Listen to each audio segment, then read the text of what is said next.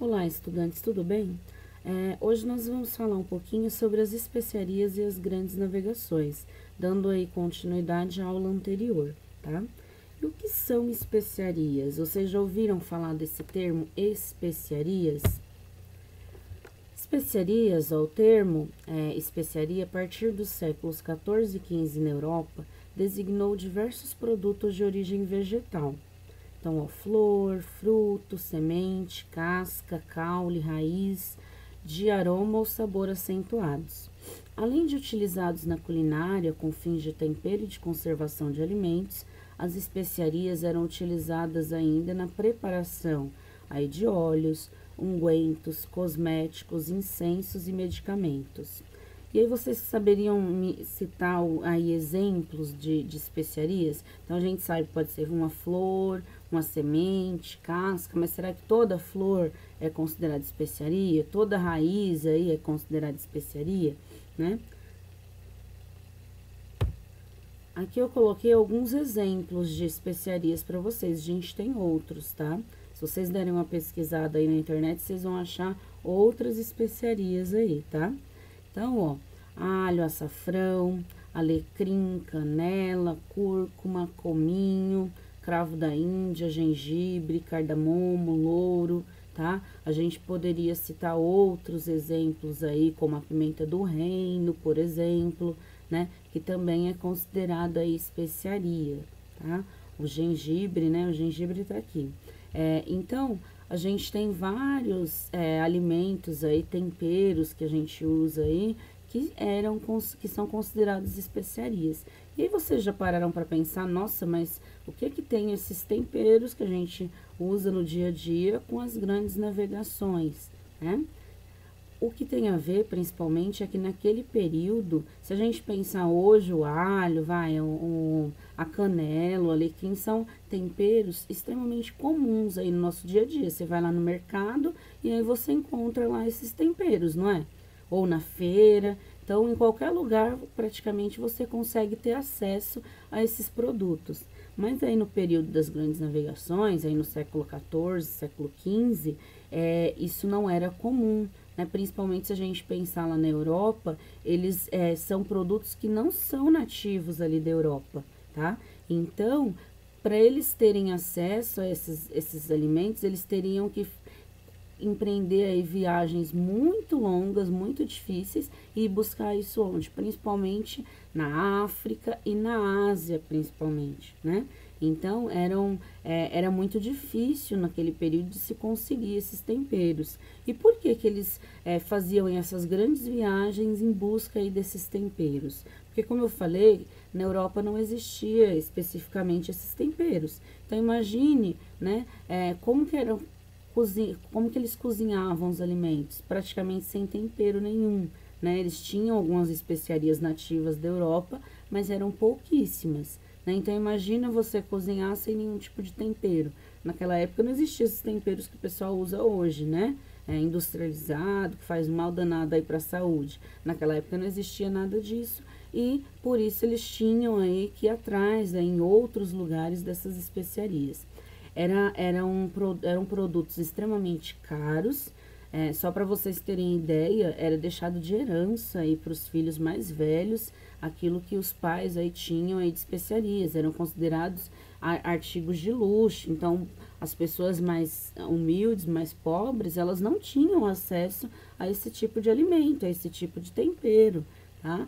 Então, era algo que apenas aqueles mais nobres, mais ricos, conseguiam acesso, de tão caro e luxuoso que era ter acesso a esses produtos.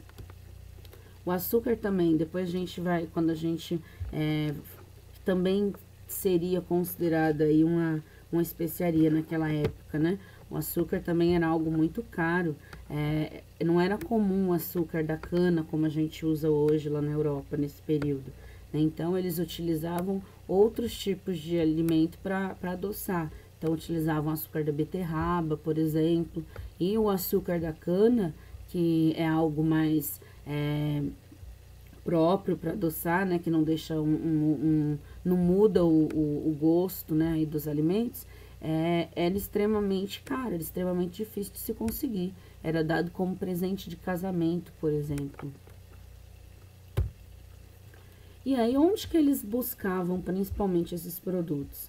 Eles buscavam no que a gente chama aí de Índias Orientais na época, tá? Que era o que? É uma região da Ásia que tem aí alguns países como a Índia, parte da China, do Nepal, Afeganistão, parte do Oriente Médio aí, ó, Afeganistão, Paquistão, né? E algumas ilhas ali próximas dessa região também. Então, todos esses países, né, que hoje são países, toda essa região, eles chamavam na época de Índias, ou de Índias Orientais, tá? E aí depois, por isso a gente vai entender que quando esses europeus, eles acabam chegando aqui no território brasileiro, né, eles chegaram aqui acreditando que tinham chegado nas Índias. Então, por isso também que eles acabaram adotando o nome de índio aí para os nativos que moravam aqui nesse território. E demorou para que esses europeus eles tivessem coragem, na verdade, de navegar aí em mar aberto, né, de navegar pelo Oceano Atlântico. Eu vou mostrar os mapas para vocês para a gente entender. Mas naquele período existiam muitos mitos, muitas lendas a respeito do mar aberto, né, a respeito dos oceanos. Então eles tinham muito medo do que eles poderiam encontrar aí navegando por esses mares. Esse período a gente chama de grandes navegações, justamente porque foi quando os europeus eles tomaram coragem de navegar aí pelos oceanos, né? E isso vai ter uma proporção muito grande para a Europa e para o mundo todo. Por quê? Porque a gente vai começar a ter um contato muito maior entre a Ásia, entre a África, entre a América, né, que eles acabam chegando aí nesse período, e o continente europeu. Então, aqui nesse período, os continentes, eles vão começar a se conhecer melhor, eles vão começar a interagir, né, a ter aí comércio entre essas regiões. Então, por isso que a gente fala que as grandes navegações vão trazer uma mudança muito grande aí para o mundo, né? Porque vai fazer com que esses continentes eles comecem a entrar em contato uns com os outros. E aí vai iniciar o que a gente chamaria aí, né? O professor de geografia chamaria de globalização, né? Esse intercâmbio, essa relação aí entre essas várias partes aí do mundo. Mas para que isso acontecesse, demorou, né? Os primeiros países aí a sair para essas grandes navegações foram Portugal, né, justamente Portugal, que depois chegaria aqui em território brasileiro, e a Espanha. Então, foram os dois países que começaram aí essas grandes navegações. E por que demoraram tanto tempo, né, para começarem isso? Principalmente por conta das lendas, dos mitos, né, sobre o que aconteceria caso eles navegassem aí pelos oceanos. Né, existiam lendas aí de monstros marinhos. Vocês estão vendo aqui a imagem um trecho que eu tirei, um pedaço que eu tirei de um mapa, né? Então, os mapas desse período traziam aí desenhos, por exemplo, desses monstros, o que fazia com que os navegadores eles tivessem muito medo de sair, né? Então tinha lá peixes gigantes, elefantes marinhos, né, enormes, que iam engolir as embarcações, lulas, polvos gigantes que também quebrariam, engoliriam aí as tripulações e as embarcações. Esse pensamento vai de encontro principalmente ao seguinte, que essas lendas, elas sempre pegam aquilo que é desconhecido. Então, essa população nunca tinha ido para os oceanos. Então, elas não sabiam exatamente o que encontrar. E como elas não sabiam, elas acabavam criando aí esses mitos. E muitos dos primeiros viajantes que saíram, eles não voltaram, né? Mas não voltaram porque foram engolidos aí por um peixe gigante? Não, né? Não voltaram porque eles não tinham tanto noção, né, de como navegar, né, nos oceanos. Às vezes eles não perdiam aí a direção dos ventos, e aí essas embarcações iam se afastando aí cada vez mais da costa, eles não conseguiam retornar, né, ou questões climáticas, né, que alteravam aí o oceano, né, com uma série de questões, mas não por conta dos monstros, né. O que fazia também com que eles não saíssem para as grandes navegações é o seguinte, ó, a ideia de que a Terra era quadrada ou plana, né? E que navegar até seus extremos iria levar os viajantes a um abismo infinito, do qual esses jamais sairiam. Ou as inúmeras teorias que falavam sobre a existência aí, que eu já falei, né, de monstros aí que tinham a capacidade de destruir e devorar os navios. Mas pensem, né, a ideia que muitos tinham na época de que a Terra seria plana, né, não seria esférica, como a gente sabe hoje. E aí, o que eles pensavam? O barquinho tá aqui, né, e aí ele começa a navegar nessa direção, por exemplo. Vai chegar um momento que não vai mais ter para onde ele navegar. E o que iria acontecer? Ele iria, ó, cair num abismo aí profundo, né? Então, por isso, muitos viajantes também, muitos navegadores também não tinham coragem de navegar nos oceanos, só em pequenos mares que eles já conheciam, que tinham início e fim aí, né? Os oceanos eram algo muito gigantesco para eles. E aí, nesse período já, a gente vai ter alguns estudiosos, alguns navegadores, na verdade, bem antes, desde o período aí da Grécia Antiga, já tinha-se alguns pesquisadores, alguns estudiosos que tinham a ideia de que a Terra ela tem um formato mais esférico, né? Que ela é esférica, um formato mais arredondado. E que por isso, se eles navegassem nessa direção, eles chegariam automaticamente aqui do outro lado. Né? A gente vai entender um pouquinho melhor isso com os mapas, tá? Mas nessa época, essa ideia aí de terra plana, terra quadrada, já caiu por terra, né? Que eles já descobriram aí que não era assim que ocorre, né? Não era, a Terra não tinha aí esse formato. E aí eu falei para vocês que eles não tinham coragem de navegar, em mar aberto. E como que eles navegavam, né? Geralmente, ó, vocês estão vendo aqui, ó, aqui é Portugal, que foi quem colonizou o Brasil, e aqui é Espanha, que eu falei que foram os dois países aí que saíram aí, que foram pioneiros aí nas grandes navegações. Desse lado a gente tem os oceanos. Aqui eles tinham medo de vir, né? Eles não tinham muita coragem de enfrentar aí os oceanos. Mas aqui a gente tem o mar Mediterrâneo. Então, esse mar aqui a gente chama de mar Mediterrâneo. E esse é diferente do oceano, é um território menor, né, de águas. Então, eles sabiam onde tinha aí o fim desse oceano, né? Então, você chegaria aqui, ou desse lado na África, né, aqui no Egito, ou aqui no Oriente Médio, tá vendo? A Turquia, né? E eles costumavam fazer a seguinte rota aí para buscar essas especiarias lá nas Índias. Eles navegavam aqui pelo mar Mediterrâneo, eles chegavam aqui até esse território aqui do Egito, né? E aqui tem um pequeno canal, que a gente chama de canal de Suez, pelo qual eles navegavam até as Índias, que ficariam aqui, mais ou menos, ó. Tá vendo? Então, era um caminho bem prático e já conhecido aí por esses navegadores. Porém, o que acontece? Os navegadores aqui italianos, né? E também alguns navegadores aqui da região do Oriente Médio, alguns árabes aqui, o que eles fizeram? Eles começaram a proibir outras embarcações de chegar até seus territórios, de passar pelo mar Mediterrâneo, né? Por quê? Porque eles queriam eles mesmos e vender seus produtos lá na Europa, né? E aí eles teriam um lucro muito maior se só eles tivessem aí esses produtos. E aí por conta disso, os países aqui da Europa, eles tiveram que achar um outro caminho, porque não dava mais para passar pelo mar Mediterrâneo e eles não queriam se submeter aos preços que os árabes e que os italianos estavam cobrando aí por essas especiarias. Então, eles vão começar a pensar em outras alternativas para se chegar até as Índias e se chegar até essas especiarias.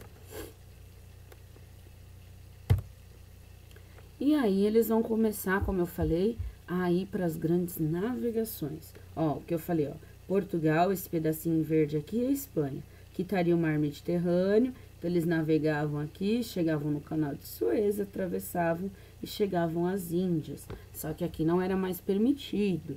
Então, eles vão começar a ter que achar outras rotas, né? E aí, quando eles tomam coragem, decidem aí sair para o mar aberto, inicialmente eles vão começar a fazer esse caminho, né? De circular, né? De circular aqui o território africano, tá vendo? Aqui a gente tem o continente africano, eles circulavam aqui o continente africano para chegar até as Índias, principalmente porque eles estando próximos, mais próximos da costa, né, eles faziam paradas estratégicas aqui na África em busca aí de trabalho, de trabalhadores escravos, né, em busca de escravos, em busca de especiarias também aqui dessas regiões, em busca de metais preciosos, né, que existiam aqui na região da África. Tanto que se a gente for ver alguns países aqui, né, eles foram colonizados aí por Portugal também. Então, a gente tem países aí no continente africano, né, que falam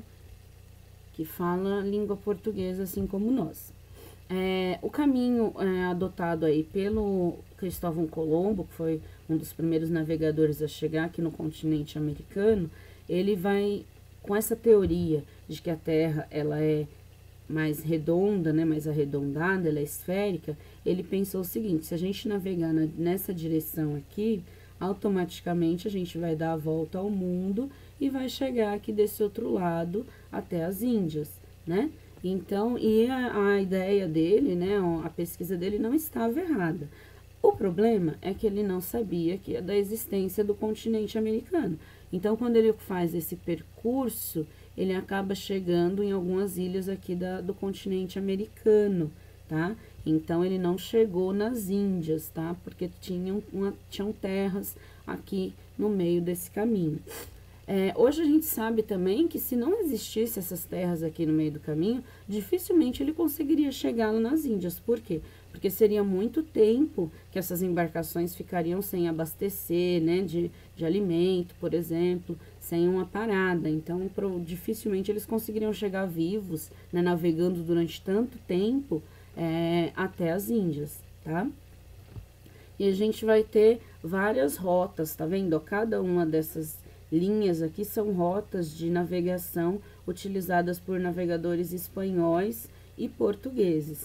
Uma dessas rotas de navegação foi a rota de navegação aqui, ó, da viagem do Cabral, tá? Alguém já ouviu falar desse nome, né? Então, nessa rota de navegação ele veio, né? Aí ele navegou, chegou aqui no território brasileiro, né? Aqui em 1500, lá em Porto Seguro, tá vendo? E daqui ele seguiu, ele ficou poucos dias aqui, e depois ele seguiu o caminho para as Índias, né?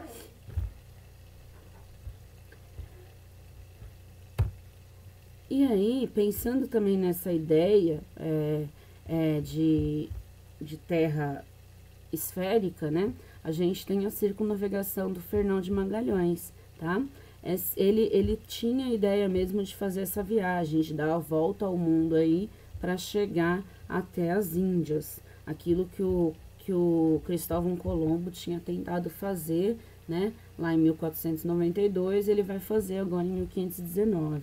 Então, ele sai aqui da Espanha e aí ele vem, né? Faz algumas paradas, tá vendo? Essas estrelinhas são escalas, são paradas que ele vai fazendo. Ele e a tripulação e os vários navios, né? Que foram vários navios aí que foram aí nessa viagem, né? Naus, caravelas, tá? Então, ele vem, faz algumas paradas aqui em algumas ilhas, tá vendo? Próximo da costa africana. Ele faz algumas paradas, ele faz uma parada aqui no Brasil, né? E ele vai contornando aqui toda a América do Sul, né? Argentina, Uruguai, tá? E aí ele faz esse contorno aqui, e aí ele segue aí pelo Oceano Pacífico, tá vendo? E tá vendo que o Oceano Pacífico tá aqui, né? Porque aqui é como se estivesse aberto, né? O globo, né? Para vocês conseguirem visualizar melhor. Então, ele dá essa volta e ele consegue chegar aqui nas Índias, né? Ele passa por algumas ilhas, na verdade ele é morto, né, numa batalha aqui em algumas dessas ilhas asiáticas, e aí o restante da tripulação dele acaba seguindo a viagem e fazendo o retorno. Então, eles dão uma volta completa aí ao mundo, é o que a gente chama de circunnavegação, tá? acho que se eu não me engano foram 5, né, embarcações que saíram, eles conseguiram retornar apenas com uma, porque é uma viagem muito longa, ainda mais para o período, como eu falei, né, que não tinha tecnologia e tal, e apenas 18 tripulantes conseguem retornar aí em uma das embarcações que saíram aqui em 1519. E aí eles completam essa viagem, essa volta ao mundo em 1522, retornando aqui com várias especiarias, né, com vários produtos aí para a Espanha.